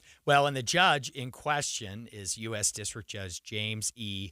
Boasberg. I'm not sure on the pronunciation. One of those. That is the judge in question. He has already clarified, tried to explain this by saying that it was all about expediency. He needed to communicate this order immediately because of the timing of the flight, right? We're referring to the flight of the suspected Venezuelan gang members. He said he needed to do this verbally. He needed to contact them, communicate the order immediately due to the timing. So he's tried to clarify this a little bit. Rusty, is the controversy here, is this really about the Alien Enemies Act, or is it about just the balance between the courts and the Trump administration in general? Well, I think that's a good question. I think you could argue it both ways. I mean, because really he's using the authority of this act from 1798 as his basis. I think it's valid to have a conversation whether it's correct or not. One could accuse me of being biased, but I think he has a strong leg to stand on, that he has absolutely. Meaning President Trump has a leg to stand on. There has been case law and other precedents set to where it does not have to be a time of war. The president has some pretty good leeway in saying, hey, I view this as a threat, and I am going to determine this and carry out this authority. There are some fairly rough periods of our history that this act is tied to. Yeah. And I think that makes it very politically toxic, possibly for the administration in using this act. However, the goal that they're trying to get towards, I believe, is something that they feel like they were elected to do, which is the whole border and immigration and getting the bad guys out. I think they are on a 70-30 polling issue, or they're on the 70% side here. Yeah, that's my it's so personal interesting to me how we're constantly criticizing presidents who use authority given them under various acts. We're criticizing that based on how old that act is, right? We hear this a lot. The Antiquities Act, for example, is often used by presidents, Democratic and Republican alike, to do things like designate national monuments. That act goes back to 1906, not quite as old as the Alien Enemies Act of 1798. But here's my thing, Rusty. If it's still in statute, it's still the law. It doesn't matter how old it is, maybe. I think the Declaration of Independence and Constitution are still highly relevant. They're even older than the Alien Enemies Act of 1798. So I'm a little skeptical anytime we're criticizing use of an act just because the act is old. Yeah, a lot of these have a lot of dust on them. That does not make them any less valid. As you make a great point, the Declaration of Independence and the Constitution, older than a lot of them, and they are absolutely still valid. Age does not matter. It is all about the statute. Has it been challenged? Has it been overturned? And all of that. This can be interpreted as an act or a power that he certainly has, and he can continue to exercise. Yeah. All right. Coming up on Inside Sources, we're going to get some legal analysis on the whole situation. I'm sure that'll help me. That's coming up next. Saving for retirement was tough enough for us. Yes, and navigating markets can be challenging at times. I understand. That's why at Fisher Investments, we take a disciplined approach with your investments. Tell us more about that. We take an active approach to money management, positioning your portfolio for opportunities we see ahead. So all your clients get the same portfolio? No. We tailor your portfolio to your individual goals and needs. What about communication? We don't like being left in the dark. We check in regularly to keep you informed on the markets and your portfolio. Which means you'll help us stay on track. Yes. Our goal is your comfortable retirement. And as a fiduciary, we always put your interests first. Because we do better when you do better. At Fisher Investments, we're clearly different. Learn more at FisherInvestments.com. Investing in securities involves the risk of loss. You bought a house, or maybe you're building one, but it just isn't feeling like home. Not yet. AMC Building Materials has this undeniable knack for transforming a house into a home, your home. How do they do that? They combine years of exceptional kitchen and bath creations with your ideas. In fact, customer satisfaction is their #1 priority. You know what you want. You know it's not going to be cookie cutter, and this is exactly where AMC shines. AMC delivers exceptional quality, bold-style kitchen and bath designs, along with their exceptional value and a timeline you'll love. Most projects are complete by the elite AMC professional installers in under 10 days. Immerse yourself in the beauty, function, and feel in person at the AMC Building Materials showroom in Salt Lake City. Get directions and schedule your free estimate at amckitchenslc.org. AMC Building Materials, transforming your house into a home. amckitchenslc.org. For over 22 years, speaking on business on KSL News Radio has been a beloved tradition, celebrating our heroic business leaders and Utah consumers who have helped build one of the strongest state economies in the nation.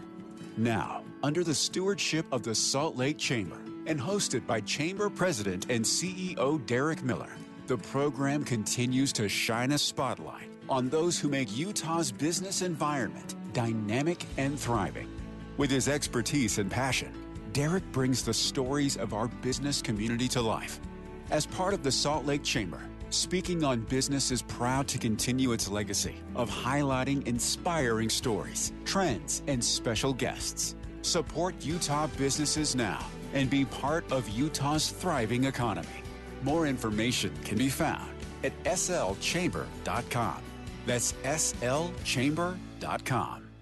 Seems everything costs more these days. Gas, groceries, and when's the last time you checked your wireless bill? Yikes. When it comes to Big Wireless, if you're staying, you may be overpaying. Here's how to get the same fast, reliable nationwide coverage without the big wireless bill. Switch to Consumer Cellular. Plans start at just $20 a month, and that's not a short-term promo. Our US-based experts will get you switched and saving in about 20 minutes.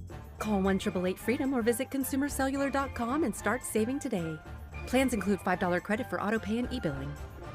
Hey, Green Gobbler here. So you've got a clogged drain in your bathroom. Water in the sink's overstaying its welcome. You're spitting today's toothpaste on top of yesterday's toothpaste. You hope that it go away. Yeah, clogs don't just go away. I make them go away. I'm Green Gobbler, the only clog dissolver you need. I'm bleach-free, safe for your pipes, and I work. Guaranteed or your money back. Because I never met a clog that was gonna unclog itself. Green Gobbler. Let the gobbler get it. Any Hour Services free furnace sale is going on right now. If you haven't scheduled your free estimate yet, do it now. Call Any Hour Services today or schedule online at anyhourservices.com. How does a soccer club born in an unlikely place, Utah? You sure you want to do that in Utah? built with players no one else wanted, We knew no one believed in us. reach the league's highest heights? We finally did it. It was like just this feeling of getting to the top of the mountain. How does that same team find a way to shatter expectations in the midst of a fight for its own survival? Our club is burning to the ground as we speak. I'm Amy Donaldson, and in a new podcast, Making of a Moment, the RSL story, we take a closer look at one of those iconic sports moments Soccer is a crazy game, and we saw it firsthand tonight. and unravel how knowing the truth of these moments can transform what they mean. I just kind of got chills right now thinking about it.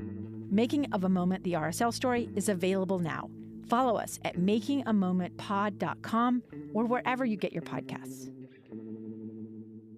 If you're talking, they will hear you. Why are we getting killed like this? Kyle's not here. Got caught drinking beer in the park a couple of nights ago.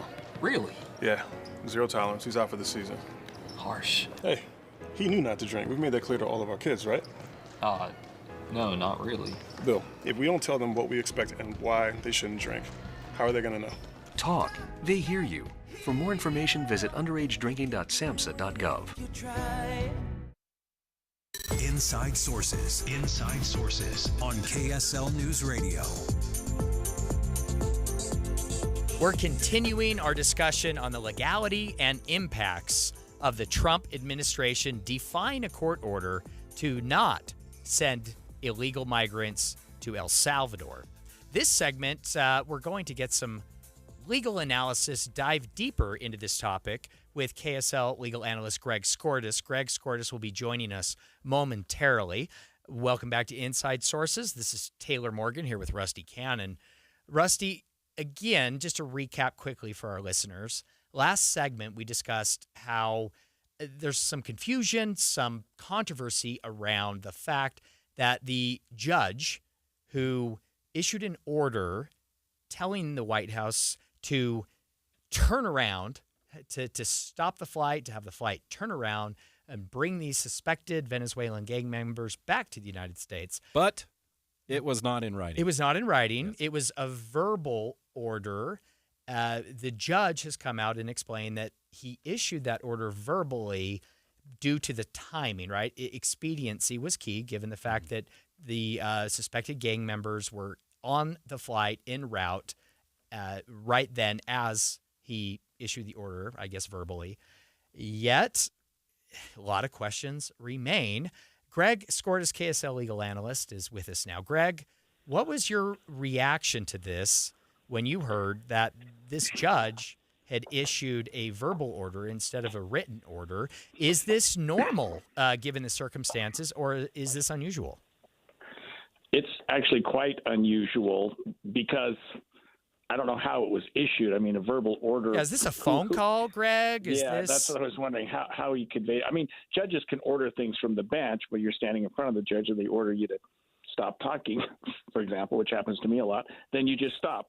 But usually it's not like something like turn a plane around, because the people flying the plane aren't privy to the order. So I also understand, I'm talking in circles here a little bit, the necessity of expediency. That is, the order had to be issued right away, and writing something up may not have made sense. So I think the judge issued the order thinking there was a chance he or she could stop the flight and get it turned around before the time it would have taken to sit down and issue a write-up of written order.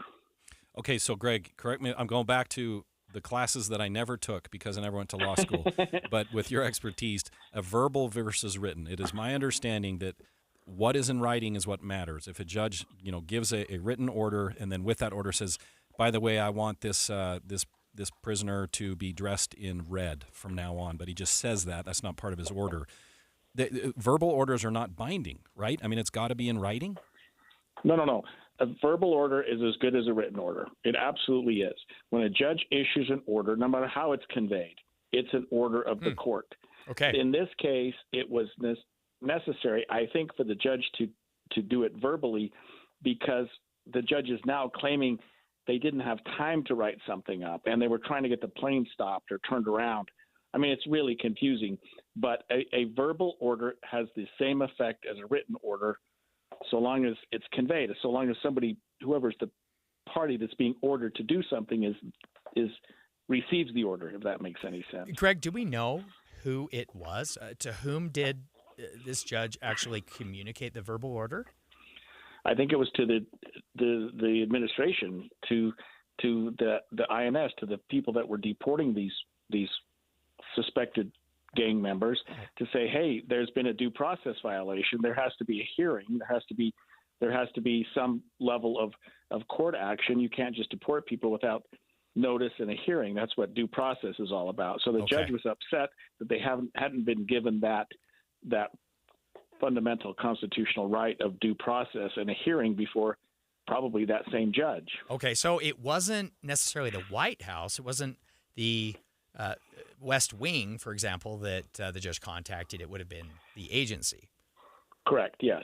Okay. Whoever it was that had taken the individuals into custody and was flying them out. I mean, judges order, for example, sheriffs to bring people to court. If somebody's in the prison, they'll order the prison to bring them to court, or order someone to be submitted to the court. So they can also order an agency to do the same thing here, which is, hey, these people have a court hearing, turn the plane around and get them here for the court. And it just didn't happen because the plane was in the air. I mean, this is a very, very unusual set of circumstances that we hope we don't see in the future. Okay, so Greg, as your humble student, I'm going to submit to you a case, United States versus Bergeson in 1992. This is from the brief research that I did, where I am reading that a federal appeals court held that a judge's oral statements did not override the written sentence. If it's not in the order, it's not in the law of the case. Is that not applicable here, or which is right? No, they're both right. So a verbal order doesn't override a written order, but in this case there was no written order. So the verbal order, Rusty, is the only order that we have. So what you're reading is exactly right, and I admire you for finding that. Yeah, if you got a written and something verbal, we always the written finding, the written order, the written contract, whatever kind of law you're looking at, always overrides the verbal order. But in this case, the judge didn't have time to issue a written order. So okay, I was under the impression that he did have an order that one pager or something. I was under the impression there was a written order. You're saying there was no written order? Well, he didn't have time to write up the order, to explain the order. Right. I mean, just send an email. U.S. District Judge James E. Boasberg, Can you type fast? Either he or someone on his staff is making a phone call, but they're not, like, he can't put something in writing real quick and send it. I don't know. I'm sure he has a template for these kinds of things, right, Greg? It just seems highly, highly unusual to me. I'll give the judge the benefit of the doubt. So let's move on, Greg. I want to make sure we ask you about the underlying question here is President Trump's use of the Alien Enemies Act of 1798. What is your take, your legal analysis of, whether or not this is a legitimate use of that act? My legal analysis is that it is absolutely not, because that act deals when you're in a situation when you are at war with the nation that you're dealing with here, and we're not at war with Venezuela, so that act does not apply here. That is a war powers or a war act, because obviously you don't have time to, have hearings and due process and the kind of things we normally have. So, from what I've read of that act and the action that happened here, it was probably not consistent with the act, and that would not have been a legal basis for the administration to do what it did. Yeah, so my understanding is that the government, or excuse me, the administration's side of the argument is that there have been, and I don't want to speak out of turn, whether it was case law or precedent that has said that it does not need to be in time of war. It can, there is leeway for the president to exercise this authority. But I guess that's what they're going to argue about in court. Yeah, that's right. And there are always what we call exigent circumstances, emergency circumstances. I mean, the formal declaration of war may not be necessary, but that act itself was really written up and designed for war powers, for the administration to make actions without going through some of the hoops that they normally do go through when you were at war with another country. Yeah, I mean, you're exactly right. This will be challenged very closely, but at its core, it's back to the whole thing. Are we having constitutional issues here where one branch of government doesn't necessarily pay attention to what another branch of government might be saying or ordering? Yeah. We're speaking with KSL legal analyst and fellow Inside Sources co-host Greg Skordas. Greg, we only have about 30-40 seconds left, but I want to ask you about this hearing. We know that now there is a hearing this afternoon on this very issue in Washington, D.C. What could possibly be done about this at this point? I mean, the suspected gang members have been deported. They're in El Salvador. The plane landed, presumably dropped them off. The plane, I assume, is returned to the United States. What could possibly now be ordered or be done? Well, one of two things. Either A, the judge orders bring them back, or B, orders that somebody is in contempt of court for violating a court order and doing something without having gone through the process. So we'll see what happens. Maybe it's one of those one-offs where they say, don't ever do it again. But the order, I doubt they're going to have them brought back, but somebody could very well be in some trouble with the court. Yeah. KSL legal analyst Greg Skordas, thank you very much. Rusty, I just hope if the judge does hold someone in contempt of court, he might put that in writing this time. Let's hope he does. Yeah, Right. Good idea. Next here on Inside Sources, we're going to come back to Utah politics and talk about a renewed effort from the state auditor to improve government transparency. What was Utah doging before it was cool? That's coming up after the break. Good afternoon, 2:30 at KSL News Radio. I'm Jeff Kaplan. KSL's top local story this hour, a Provo man has been arrested, accused of sexually assaulting a 13-year-old girl he met online. Police documents say 27-year-old Jose Luis Garcia Sanabria met the girl on Instagram and then took her to his home. Police say they found the girl in Garcia's vehicle and they pulled him over on suspicion of DUI. That began the investigation. Sanabria is now being held at Utah County Jail on suspicion of child rape and a host of other charges. Our top national story this hour from ABC News, the death toll now stands at 42 people killed in severe weather in the Midwest and South. The White House says it is prepared to assist state and local officials recovering from this weekend's deadly storms. Press Secretary Caroline Leavitt says President Trump has been actively monitoring the situation, and administration officials are engaged with governors and local officials. But she didn't provide specifics on what help has been given or what the administration is ready to provide. Asked about FEMA and any potential changes to the federal government's response, Leavitt said there are no changes yet, but that doesn't mean there couldn't be in the future. Karen Travers, ABC News, the White House. Your money at this moment, a good day, the Dow gaining 353 points. Coming up, there's a winter storm on the way tomorrow. KSL weather is coming up next. Stay here. KSL News Time 2:32.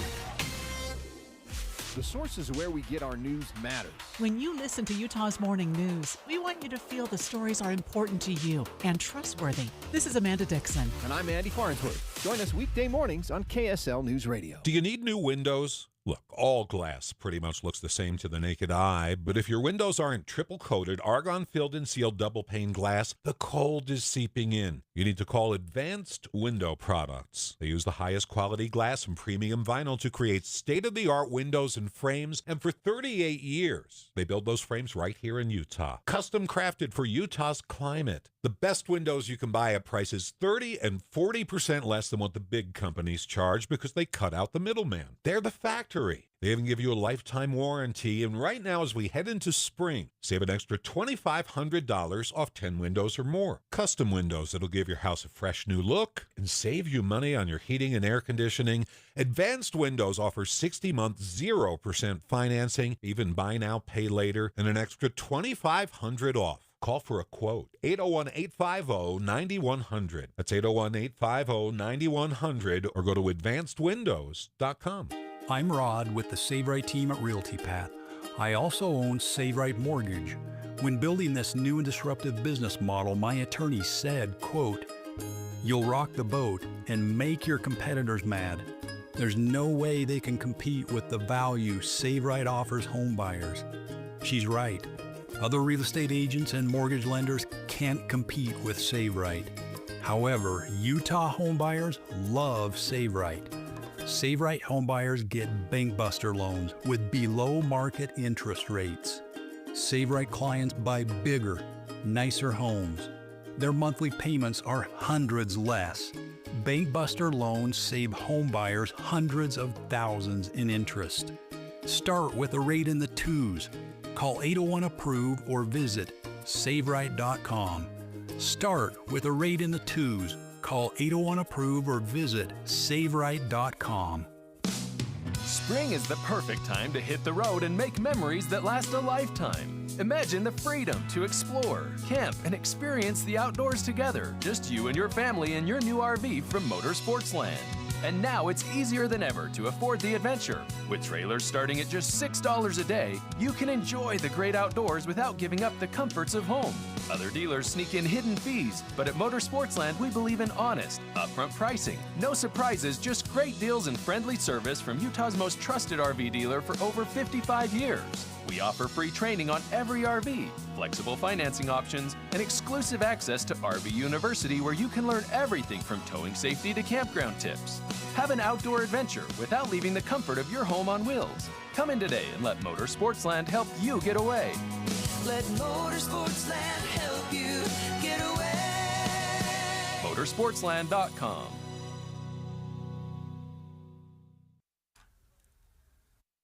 KSL News Time, 2:35. Traffic and weather together brought to you by Mountain America's low-rate auto loans.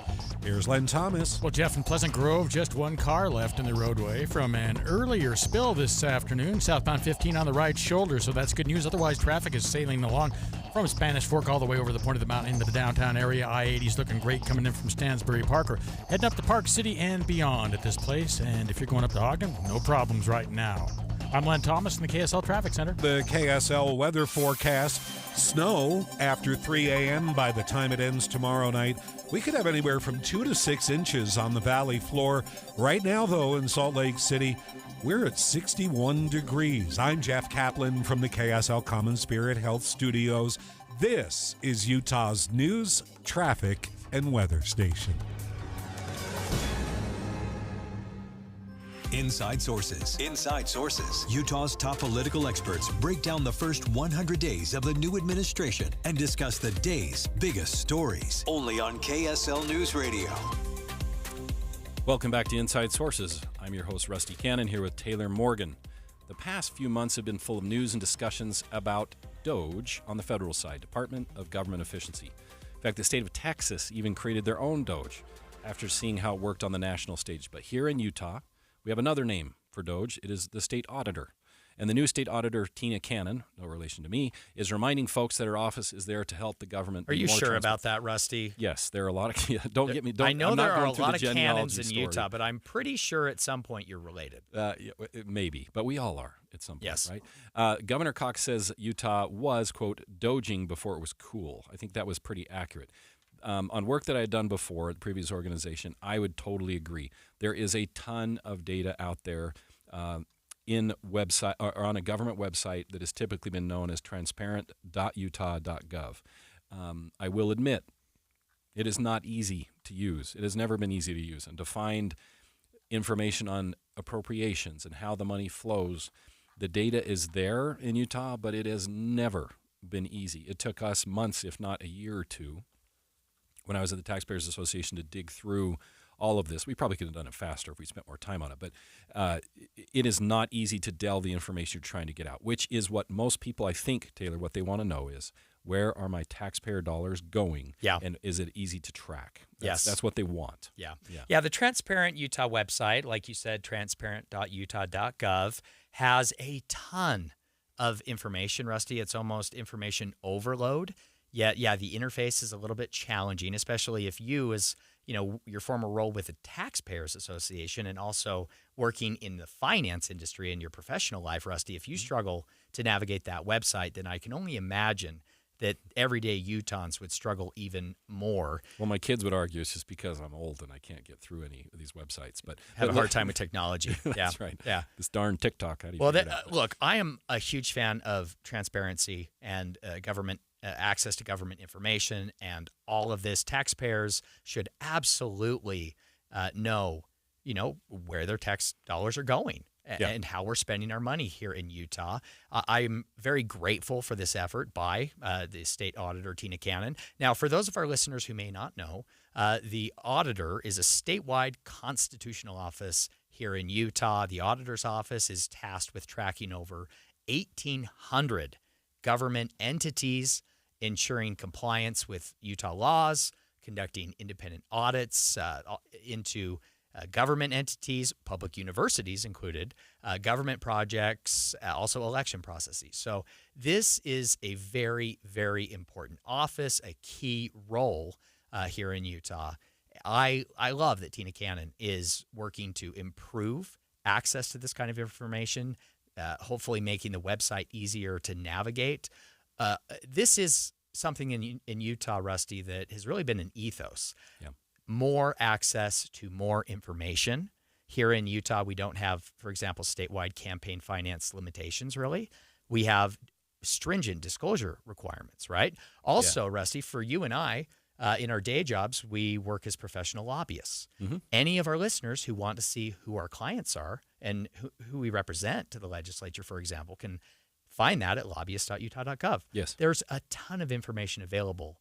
I think, but what we're lacking is educating and informing Utahns how to access that information, where to go, right? Yeah, and transparent.utah.gov. I want to give props where they're deserved. I don't know if this change, this is different than the last time I really dug into this, if this change happened with the previous auditor, John Dougal, or now Tina Cannon. Regardless, great job. This is much better. There are sections now where you can go through section on higher education spending, state revenues and expenditures.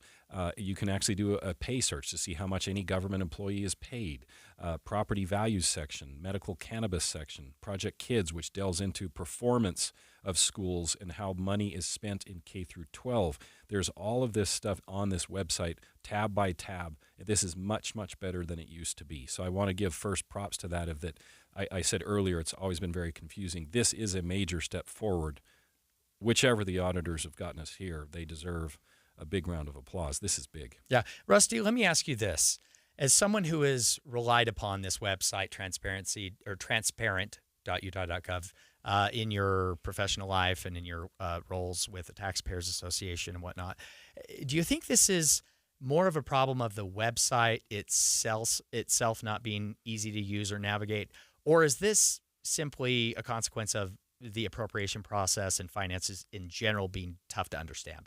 Or is it both? Good question. I would say it's both. This website, as far as I can tell, is mostly dedicated to showing how that money is spent in categories. I don't see a lot of information here on appropriations. Let me talk to you about that. That is typically done on another website, which is budget.utah.gov. Okay. And that goes into massive amounts of detail. The issue is that unless you have a doctorate in spreadsheet skills and understanding data, it's pretty tough to unpack.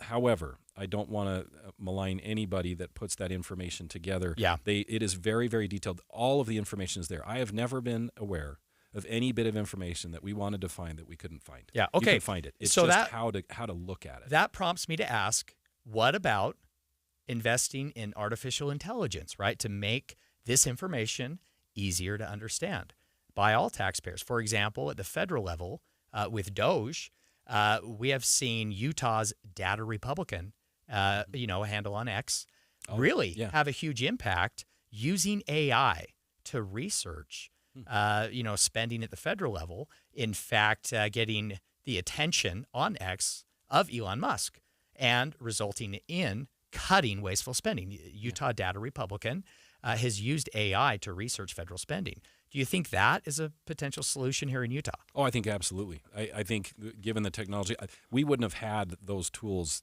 4 or 5 years ago when we were getting into this, where I was. Boy, that would have been nice. And now you could go through and obviously issue commands and say, hey, please delve into this data and give it to me in a nice, clear, concise format, and put a nice painting of some aliens next to it as while you're at it. AI, you can tell it to do just about anything. Yeah. Trust me, you can do Really? that. Okay, I haven't. Nope. All right. It depends on how creative you want to get. But yes, that would make a big difference. I'm glad you brought that up. And hopefully that is something that maybe the state could look at, maybe private parties will look at. This gets back to what I think is the main issue, which I think is always good to talk about, is as much transparency as you can have in government is generally a good thing. You want to be able to do it all in the sunlight. For the most part, you want to be able to have everyone see the details, the ins and outs and all. There are some protections that elected officials need to have candid conversations when they need to have them. But as far as the data and the spending and where money goes, this is so much better than many other states, and I think Utah should be applauded. Yeah, I agree with you. I definitely think it's a very important effort.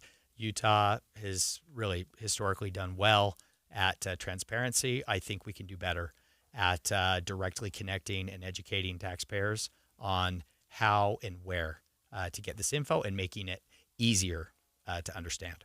All right, in our final segment on today's Inside Sources, we'll stick to local politics a bit more and take a look at a recent opinion piece written by Governor Spencer Cox calling for the dissolution of the Federal Department of Education. You might have missed this. It was published in a newspaper back east. Stay with us. We're going to talk about it next.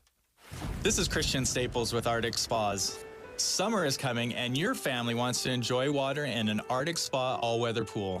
Some people call them swim spas, but we call them all-weather pools because it's like a swimming pool that you can use all year long. My family has a tradition of hanging out in our all-weather pool and watching the neighborhood fireworks on New Year's Eve. You can create that family fun time right now with an Arctic Spa all-weather pool in just 2 days for installation. All the fun without the hassle of pool maintenance. Add in our automatic saltwater system to make it even more comfortable and more convenient. With 8 different models with different jet packages and options, specifically designed for Utah's hot summers and cold winters, we have the perfect all-weather pool for you, no matter your budget. Come see the Arctic Spa all-weather pools at one of our Arctic Spa stores covering all of Utah in Salt Lake, American Fork, or St. George, and online at arcticspasutah.com. Arctic Spas, the only spa built for Utah's harsh climate. This is Derek Overstreet of the New Millennium Group and host of Stop Working and Start Living Radio. If you're close to or in retirement and you don't have a tax plan, call us right now, 888-999-6370. That's 888-999-6370. Listen, our country's been spending like never before, and the tax bill is coming soon. If you need an income tax strategy and a financial plan that will get you through the rest of your life, give my team a call, 888-999-6370. That's 888-999-6370. If you want an investment plan that allows you to keep more of your gains and pay less taxes, give us a call, 888-999-6370. My team specializes in the type of plan that will get you retired 3 to 5 years sooner than you thought possible. So, get a no-cost tax analysis by calling 888-999-6370. That's 888-999-6370. My team is standing by now. Bombas makes the most comfortable socks, underwear, and T-shirts. Warning, Bombas are so absurdly comfortable you may throw out all your other clothes. Sorry, do we legally have to say that? No, this is just how I talk, and I really love my Bombas. They do feel that good. And they do good, too. One item purchased equals one item donated. To feel good and do good, go to bombas.com/radio and use code radio for 20% off your first purchase. That's BOMBAS.com/radio and use code radio at checkout. Ooma. What was that? That is business phone bliss with the Ooma Cloud Phone System. It handles all our voice, video, and messaging needs. You sound very... Calm? I am. Ooma has everything I need to run my business more efficiently, like virtual receptionist, call routing, and video conferencing. And it starts at just $19.95 per month per user, plus taxes and fees. Ooma. Nice. Find your business comm at ooma.com/radio. Your CPA should be the first person you think of to help you get the most from your finances. Along with extensive tax expertise, CPAs also provide personal financial planning, business growth strategies, and general accounting services. Your CPA can make valuable tax-saving suggestions that a software program can't anticipate. For more than 100 years, the Utah Association of CPAs has served the professional community as the go-to resource for education, training, and advocacy.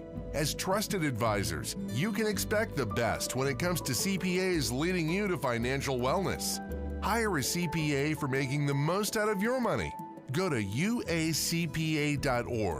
uacpa.org to find a CPA that's right for you. That's uacpa.org. Proud sponsor of the Money Making Sense podcast with Heather Kelly. Download wherever you listen to podcasts. Nothing beats having the grandkids over. And if you're anything like most grandparents, you love every second of it. The joy, the laughter, the fun. But let's be honest, kids bring messes that no one wants to linger. Like crumbs in the carpet, juice spills on the couch, muddy footprints stamped across the tile. Luckily, there's Zerorez to help keep your home clean and fresh. With Zerorez, you can get 3 rooms clean for just $119. And unlike traditional cleaners, they don't use harsh soaps or chemicals. The patented ZR water lifts dirt and grime, leaving no sticky residue, just clean you can feel. Plus, the unique Zerorez process leaves your home clean in just a few hours instead of a few days, meaning you can enjoy your refreshed home fast.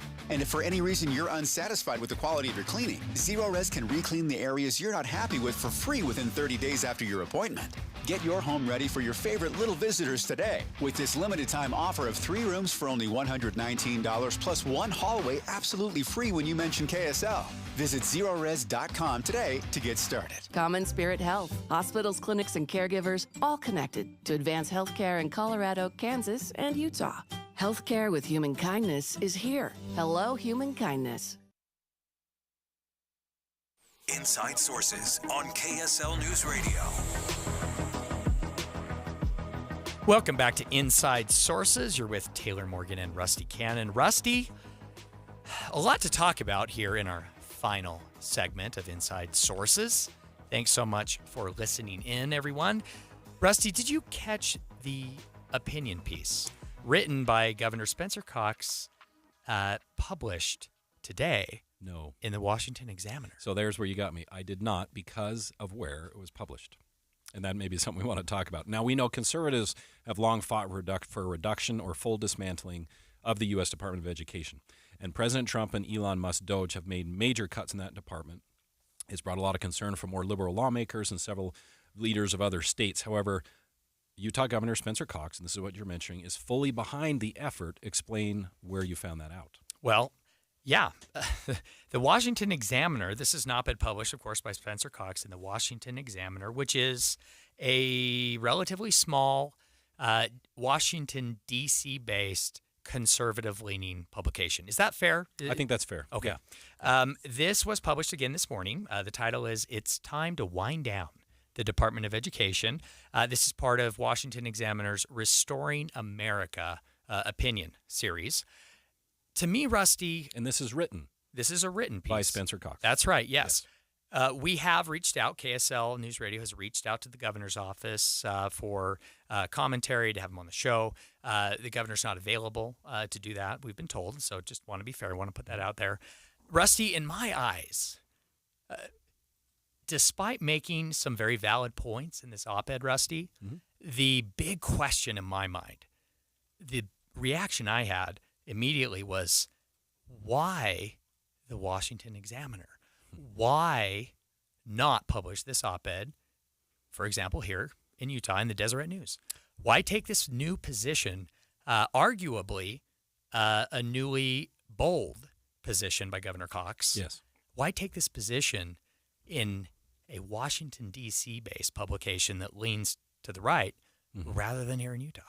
That is the first question I asked. In fact, I think that was the first question I asked you when we brought this up in preparing was, why is this not in the Deseret News? I think that's a valid question. I don't want to speak for him or his office.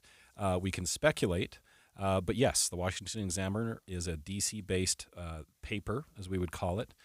This would be a way to get a message out on a national scale and be picked up more nationally versus just publishing it in the Deseret News or some other local source. Now, this is... I would argue, sorry to cut you off, Rusty, I would argue that the Deseret News has a much broader footprint or readership than the Washington Examiner. You're probably right. Yes, you're probably right. Now, the points that he is making, I personally would say amen to all of the points that he is making in here. In fact, he said, quote, "The conversation is long overdue, this conversation. For nearly 50 years, the federal government has steadily expanded its reach in education.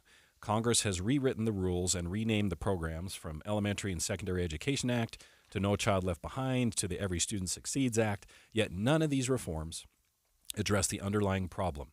Education shouldn't be dictated by Washington." I agree with him 110%. You look at NAEP scores, you look at any metric, the current system of education does not work well and could be improved, and not a single, well, this is an overstatement, but I think it is accurate, not a single person in the Department of Education in Washington, D.C. teaches a kid. And they spend, I think their budget annually is $268 billion. About $68 billion, according to his op-ed, is sent back in the form of some grants, and obviously that could be continued and dealt with. But I don't think the other $200 billion does any good in educating kids the Utah way in Utah. I agree with him 110% as to what he's saying. Now, having said that, it sounds like the issue that you wanted to talk about was where this was published and why now. I think that's a very, very valid question, because this is a bold stake in the ground in a very conservative way on a national issue. Yeah. Okay, Governor Cox, if this conversation is long overdue, then why are you just taking this position now? Where were you on dismantling the U.S. Department of Education 4 years ago? Why now, Rusty? And why in the Washington Examiner, not here in Utah, the state of which you're the governor? And not to be too critical of Governor Spencer Cox, I also, Rusty, think he makes some very valid points in this op-ed. Specifically, he talks about how a lot of the federal funding coming from the U.S. Department of Education comes with strings attached, right? It comes with a lot of very exhaustive reporting requirements, a lot of paperwork, Rusty. Mm-hmm. He explains how a lot of teaching in Utah is being done by instructors in the classroom who are not full-on teachers. Yeah, he calls them paraprofessionals. Paraprofessionals. That's to kind of avoid some of the entanglements that come with having to report back on this federal funding. So there are some very valid points. There are good criticisms here. Mm-hmm. He also addresses just the fundamental core debate over federalism here. Those proponents of the U.S. Department of Education would argue that the key benefit here is that we are trying to at least set and hold to minimum standards of education and fairness and inclusiveness across all states, right? We were trying to navigate around civil rights issues, Title IX issues, provide support for, disabled students, and try to really make sure that education in all states is achieving some basic levels of curriculum standards, right? So that's the argument for the department. On the other side, like Governor Cox says, well, some states may fall behind. Yeah. There may be issues if we don't have, the U.S. Department of Education controlling that, but that is simply a consequence of federalism. Yeah, federalism, that other states can learn from other states and do what is best for them. He also has a bit of an alternative where he says eliminating the department entirely, if That's a big if. If eliminating the department entirely is too much to ask, shifting to flexible block grants would be a common sense improvement that would cut red tape, save money, and allow states to innovate in the best ways to serve their students. I think that is a winning argument. I think virtually everything he says in this op-ed, as we're calling it, I think resonates with basically any conservative voter, whether it's in Utah or most of the country. I think it sounds like the issue that you're asking, I think it's a valid question, is why now and why there? Yeah. And I think it opens up a question of what are you seeking to do with this? Yeah. Like I said, if I had not heard about this from you or been involved in planning the segments to here today, I probably would not have heard of this. Yeah. Unless he tweeted about it or something. Right. I literally didn't know. Well, this op-ed currently, it's behind a paywall on the Washington Examiner website. Oh. We have access to this op-ed because Adam Small here at KSL News Radio reached out to Governor Cox's office this morning, and they sent him a copy. So we have that copy here. But yeah, it is behind a paywall, Rusty. Okay. And so I do think the governor makes good points in this op-ed. However, my skepticism is simply it's about the timing. It's about the audience here. Yeah. We have big issues right here in Utah happening right now in real time when it comes to education. Federal funding is only 5% of Utah's education budget. Other states, it averages about 10%. Yeah. So, this is an issue, Rusty, but not really when it comes to Utah. We have bigger fish to fry when it comes to education in Utah. To me, this is Governor Cox trying to communicate to a right-of-center Republican audience, trying to position himself potentially for national office. I'm speculating on that, but to me, it's clear what he's doing. Yeah. Well, and to that point, we've talked about previously on the show that even though you think an election just happened, you better believe that people are making moves or having thoughts about 2026, 2028, and beyond. These things start long in advance, and it's a valid question to ask. Yeah. So from my perspective, my advice to Governor Cox, and this is just me as a Republican political strategist, Spencer Cox needs to get back to his roots. He needs to get back to being Spencer Cox. And Rusty, I don't think that candidate lives on the far right of the National Republican Party. Interesting. He has a lot of appeal, a lot of upside, but it's not there. Coming up next here on KSL News Radio, Jeff Kaplan's Afternoon News.